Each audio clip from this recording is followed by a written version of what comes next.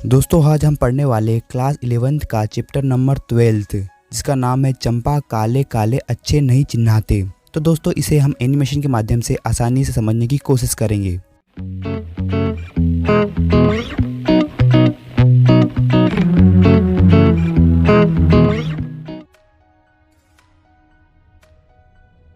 कवि चंपा नामक लड़की जो कि अनपढ़ है उसकी निरक्षरता के बारे में बताते हुए कहते हैं कि चंपा काले काले अक्षरों को नहीं पहचानती, अर्थात उसे अक्षर ज्ञान नहीं है, उसे पढ़ना नहीं आता है। जब कवि पढ़ने लगते हैं तो वह भी वहां आ जाती है। वह कवि के द्वारा बोले गए अक्षरों को चुपचाप खड़ी होकर सुनती है। उसे इस बात की बड़ी हैरानी होती है कि इन काले अक्षरों में ये सब ध्वनि कैसे निकलती है।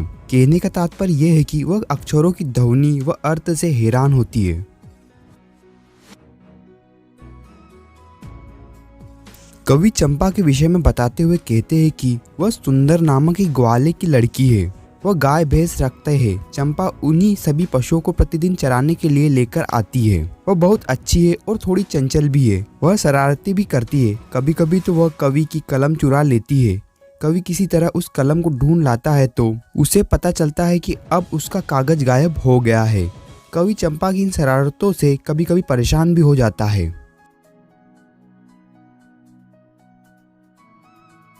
कवि कहता है कि चंपा को काले अक्षरों से कोई संबंध नहीं है।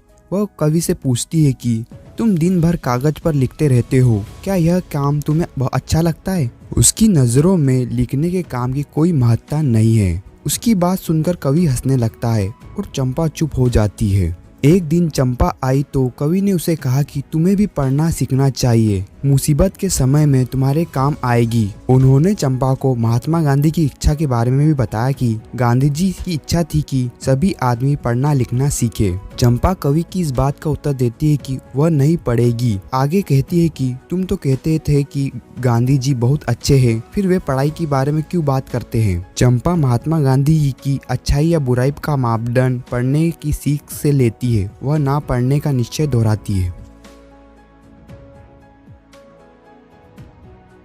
कवि चंपा को पढ़ने की सलाह देते हैं तो वह स्पष्ट तौर पर मना कर देती है। फिर कवि चंपा को शिक्षा के लाभ गिनाते हैं। वह उसे कहते हैं कि तुम्हारे लिए पढ़ाई लिखाई जरूरी है। एक दिन तुम्हारी शादी भी होगी और तुम अपने पति के साथ ससुराल जाओगी। वहाँ तुम्हारा पति कुछ दिन साथ रहकर नौकरी के लिए कलकत्ता चले जाएगा। कलकत्ता यहाँ से बहुत दूर है। ऐसे में तुम उसे अपने विषय में कैसे बताओगी? तुम उसके पत्रों को किस प्रकार पढ़ पाओगी?